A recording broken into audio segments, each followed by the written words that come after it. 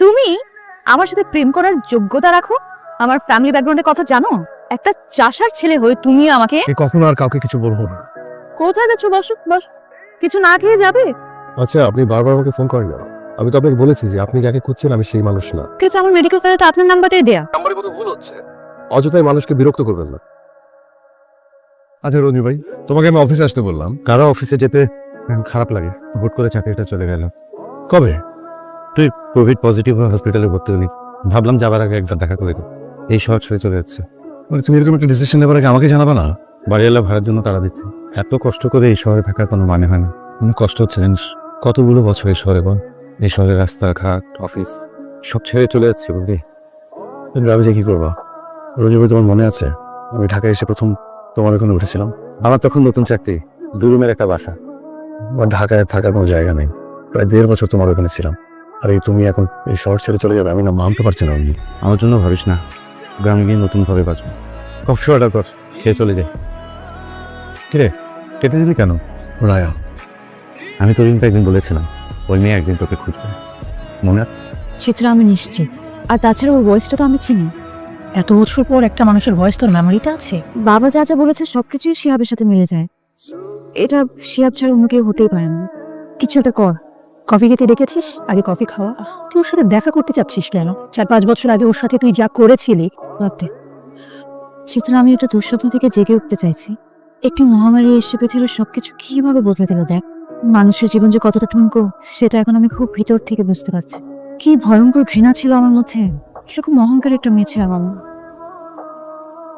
কিরে, কোথাও যাচ্ছিস? বিজনেস ফ্যাকাল্টির মেয়ে, বললাম রায়া। দেখতে অনেক সুন্দর, অনেক বড় লোকের মেয়ে। চেষ্টা করে দেখ। আমাকে সঙ্গে গাড়িটাও নিয়ে যেতে বলেছে। কোনো কারণে নার্ভাস, দূর যাওয়ার পরে নার্ভাস হয়ে যেতে পারি। রায়া, তুই কি করতে চাচ্ছিস আমাকে একটু বলবি? আরে আসুক না। হাই, দাঁড়িয়ে আছো কেন? বসো।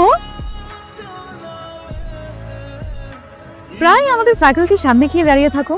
আমার ধারণা আমাকে দেখার জন্য দাঁড়িয়ে থাকো। আজ আমি তোমার সামনে বসে আছি, কিন্তু তুমি আমার দিকে তাকাচ্ছ না। কবিতা এনেছো? শোনাও। আমি শোনাতে পারবো না। আরে বাবা, কই দেখি, দেখি তো একটু। I impressed. আমরা তো খেয়ে ফেলেছি। আমি কিছু খাবো না। বিলটা কিন্তু তোমারই দিতে হবে। সবকিছু মিলিয়ে 3400। বিলের কথা শুনে ভয় পাচ্ছ নাকি? আমার কাছে অত টাকা নেই তো। অনলি 3400। বলো, তোমার কাছে কত টাকা আছে? 770 টাকার মতো। 770 টাকা? এই 770 টাকা নিয়ে তুমি আমার সাথে দেখা করতে এসেছো? আদৌ 770 আছে নাকি তারও কম? দেখাও। এত নোংরা কেন ওর টাকা? আমাকে নিয়ে তোমরা মজা করছো? আমরা মজা করছি? আর তুমি কি করেছো? তুমি অনুরূপকে বলেছো তুমি নাকি আমাকে ভালোবাসো। জি বলেছি। এখন তোমার মনে হচ্ছে তুমি আমার সাথে প্রেম করার যোগ্যতা রাখো? আমার ফ্যামিলি ব্যাকগ্রাউন্ডের কথা জানো? জি জানি। জেনে শুনে 770 টাকা নিয়ে স্বপ্নটা একটু বড় হয়ে যায়নি? আমি প্রেম করতে চাইনি, আমি শুধু বলেছি ভালোবাসি। Alright, I am sorry. এই ব্লেজারটা আগে তো কখনো দেখিনি। তোমার নাকি? জানতাম। পুরো ইউনিভার্সিটিতে বলে বেড়াচ্ছ তুমি আমাকে ভালোবাসো। একই ইউনিভার্সিটিতে পড়লে সবাই সমান হয়ে যায়? কি করে তোমার বাবা? শুনেছি কৃষি কাজ করে, তাও নাকি অন্যের জমিতে। একটা চাষার ছেলে হয়ে তুমি আমাকে কখনো আর কাউকে কিছু বলবো না। কোথায় যাচ্ছ? বসো বসো। কিছু না খেয়ে যাবে? মেয়েদের মতো কাঁদছো কেন তুমি? কি খাবে বলো? আচ্ছা, তো এই যে এত এত কবিতা লিখেছো আমার জন্য, তুমি এগুলাই খাও। একটু বাড়াবাড়ি হয়ে যাচ্ছে। খাও, খা। আরো খাবে? খাও, খাও। শিহাব, সেই কখন থেকে জানালার কাছে দাঁড়িয়ে আছিস? বড়লোকের মেয়ের সঙ্গে ডেটিং করতে গিয়েছিস, কই এসে তো কিছু বললি না? রঞ্জু ভাই, আমি তো একটা চাষার ছেলে। একটা চাষার ছেলে হয়ে এত বড়লোকের মেয়ের সাথে প্রেম করার স্বাদ আমার কি করে হলো? আমি এত বড় ভুল কি করে করলাম? কি কি হয়েছে? আমি সত্যি একটা বোকা। আমি এরকম করিস না, প্লিজ বল আমাকে। ছোটবেলায় পড়িসনি জসিমউদ্দিনের সেই কবিতা?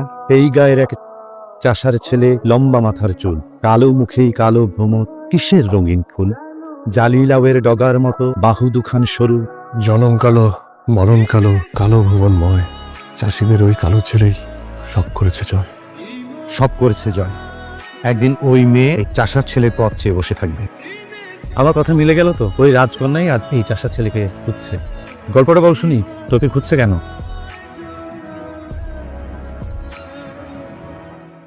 ঝিমলি, সামনে মাসে করোনা রোগী আমার শিহাব হাসপাতালে আছে। কথায় কথায় কানবে না তো মা, দেখো ভাইয়াও বাসায় ফিরে আসবে। কতদিন শিহাবকে দেখি না। তখন তো বাড়ি যাওয়ার কথা। বাহ, সব কিছু ঠিকঠাক আছে, কোনো সমস্যা নেই। খুব সতর্ক থাকতে হবে। এই ভাইয়া, তুই কি ওয়াশরুমে? নিয়ে যা, খাবে না। এখন আমার শরীরে অ্যান্টিবডি আছে, বুঝছিস? আমার প্রোটিন দরকার। আমি কিন্তু মাকে ডাক দিব। ফেসবুকে আমি একটা পোস্ট দেখলাম, একজন কোভিড পেশেন্টের ইমার্জেন্সি মনে হয় প্লাজমা লাগবে। আপনি কি কোভিড পজিটিভ ছিলেন? 2 সপ্তাহ হলো সুস্থ হয়েছি।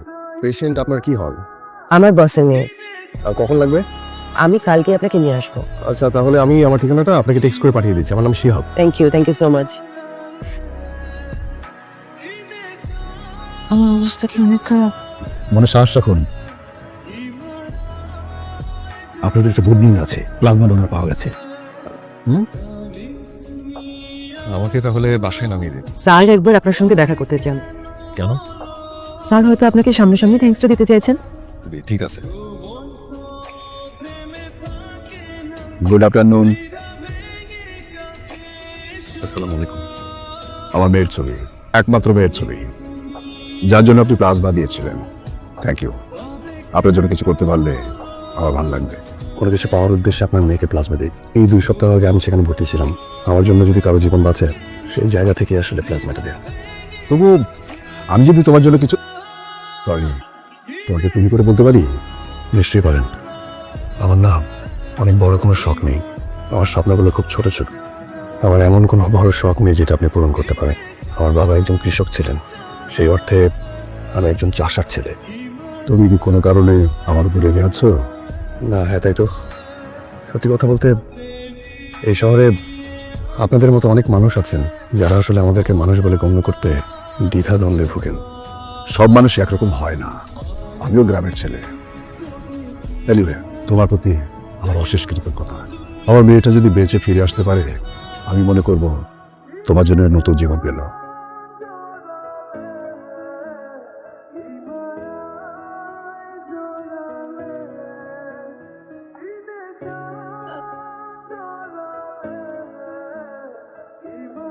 শিয়া বলছেন? জি, আপনি কি বলছেন? আমি সেই পেশেন্ট। কিছু বলছেন না যে? কোথাও কোনো ভুল হচ্ছে। তো আমি আপনার সাথে দেখা করতে চাই। আপনি যে মানুষটাকে খুঁজছেন সেই মানুষটা না, রং নাম্বার। বাবা, একটু দেখো তো এই ফাইলটা। যিনি আমাকে ব্লাড দিয়েছিলেন তার নাম এবং নাম্বার দেওয়া আছে। আজকে যখন আমি তাকে কল করলাম, সে বললো আমি নাকি ভুল করছি। একটু ভুল হচ্ছে বোধহয় কোথাও। তোমার কি তার সাথে দেখা হয়েছিল? হয়েছে। বাবা, তোমাকে মনে আছে উনি দেখতে কেমন? তার মানে এই হচ্ছে গল্প। আজকে এত বছর পর তাকে তার ভালোবাসা ফিরিয়ে দিতে চার। অনেকগুলো বছরে তো পার হয়ে গেল চিত্রা। সত্যিকারের ভালোবাসার মানুষও খুঁজে পেলাম না, যে আমাকে ভালোবাসতো তার ভালোবাসার মূল্য দিতে পারে। এখানে অন্যায় কোথায়? ওর সাথে তোকে চায় না রায়া। এক করোনা এসে আমাদের অনেক উপলব্ধি বদলে দিয়েছে। যেসব জিনিস নিয়ে অহংকার করতাম সব অর্থহীন। আরেকবার ফোন কর, দেখ কি বলে। সত্যি সত্যি মেয়েটা প্রেমে পড়েছিলি তখন? আমার তখন জানি কি হয়েছিল। ওই মেয়েটার জন্য অদ্ভুত এক ব্যাকুলতা কাজ করত, কিন্তু ওই দিনের অপমান আমি এখনো ভুলতে পারিনি। মানবিক কারণে আমার ব্লাড দেয়া। আমি ওকে খুব ভয়ঙ্করভাবে ঘৃণা করি। মানুষ কিন্তু বদলায়। মানুষ যদি নিজের ভুলটা বুঝতে পারে তাহলে তাকে ক্ষমা করে দেওয়া উচিত। যাইরা, এখন ভালো থাকিস তুমি। রায়া, ফোনটা ধর।